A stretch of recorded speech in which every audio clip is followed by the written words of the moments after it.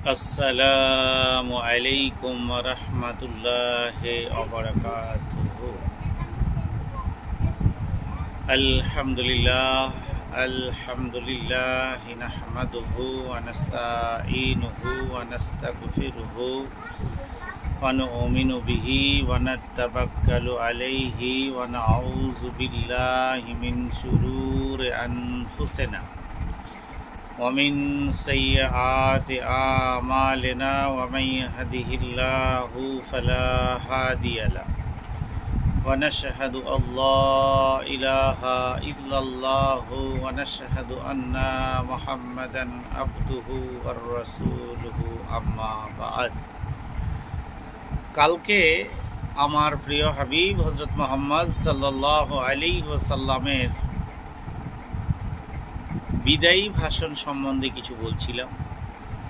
সেখানে গুটি কয়েক কটা কথা বলার পর বলেছিলাম আবার আগামীতে নিয়ে আসবো। আজকে তার পর্ব। সেই পর্বতে আসছে, হে কুরাইশের লোকেরা, এমন যেন না হয় তোমার আল্লাহর দরবারে হাজির হবে দুনিয়ার বোঝা ঘাড়ে চাপিয়ে, আর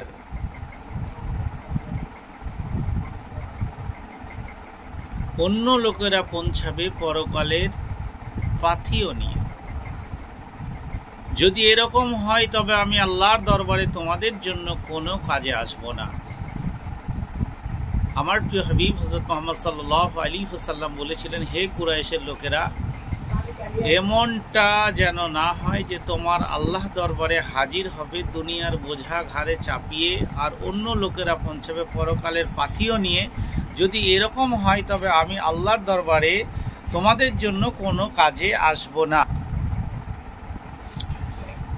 আবারও বলেছে, হে কুরাইশের এই জনতা, তোমরা শুনে রাখো, আল্লাহ তোমাদের মিথ্যা অহংকারকে খতম করে দিয়েছেন।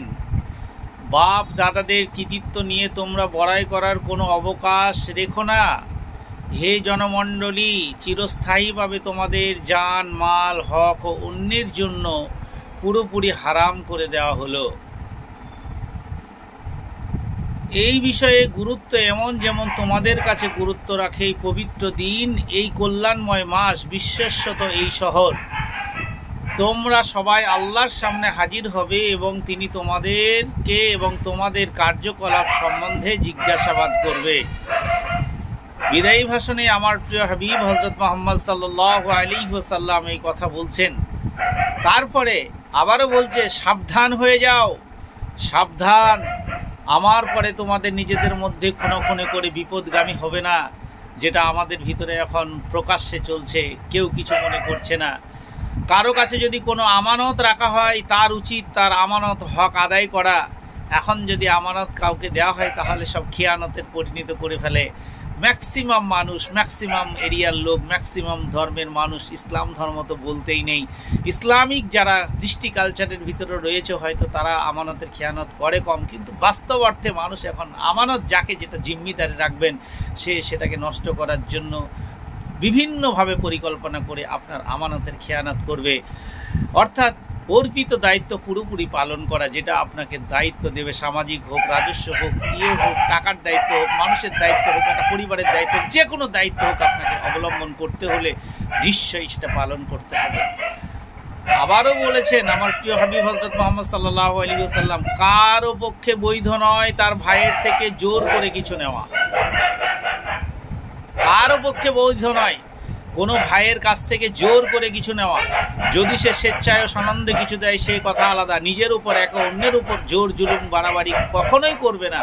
এখন বাস্তব অর্থে দু চার আঙুল জমি জায়গা নিয়ে এত অশান্তি, এই বাড়ি নিয়ে এত অশান্তি, একটু ভাগাভাগি নিয়ে এত অশান্তি, বাবা মা বিদায় হলেই শুরু হয়েছে।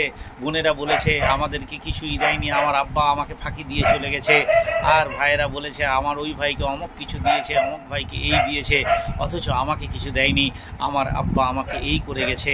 এই যে আব্বা আপনাকে ফাঁকি দিয়েছে কি না দিয়েছে, আপনি দেখুন, 5টা ছেলে 5 রকম হতে পারে, তাই বলে এই নয় যে 4 আঙুল জমি কম বেশি হতে পারে না, এটা কখনো নয়, হতেই পারে, কিন্তু এই নয় তাই বলে আব্বার প্রতি আপনি অবিচার করে গেছে, উনি আমাকে কিছু দেননি, আমাকে সব দিক থেকে বঞ্চিত করে গেছে, এই সব কথাগুলি যদি বলেন মানুষের চোখে খারাপ হবেন তিনি, এবং তিনি একাল থেকে পরকালে চলে গেছেন, তার জন্য আপনি মাগফিরাতের দোয়া করুন।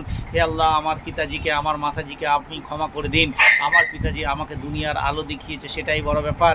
তিনার সম্পদের কাছ থেকে তিনি আমাদের যতটুকু দিয়েছে সেটাই অনেক, কিন্তু এ নয় যদি দু আঙুল কারোর কোনো কিছু বিঘ্ন ঘটে থাকে, সে ছেলেই হোক মেয়েই হোক, আমার আব্বু আমাকে কিছু দেয়নি, এই যে কথাগুলো আমরা বলে দিচ্ছি, বাস্তব অর্থে কতটা আপনার আব্বা আপনাকে মানুষ করেছে, বাড়িঘর করে দিয়েছে, আপনার আব্বা আপনাকে মানুষের মতো মানুষ করে পৃথিবীর বুকে ছেড়ে দিয়ে চলে যাচ্ছে, এর থেকে আর আপনি কি চাওয়া পাওয়া রাখতে পারেন। যাক, এখানের পরে আর একটা কথা বলে আবার আগামীতে আসবো ইনশাআল্লাহ। তো এখানে বলেছে কোনো স্ত্রীর পক্ষে বৈধ নয়, আবার তিনি বলছেন, আমার প্রিয় হাবিব হযরত মুহাম্মদ সাল্লাল্লাহু আলাইহি ওয়াসাল্লাম বলছেন যে কোনো স্ত্রীর পক্ষে বৈধ নয় স্বামীর অনুমতি ছাড়া তার ধনসম্পদ অন্য কাউকে দেওয়া। আমাদের এখন ক্ষেত্রে কে স্বামী? স্বামী আছে বাহিরে, কি হয়েছে? স্বামীর সম্পদ মানে আমার সম্পদ, তাহলে আমার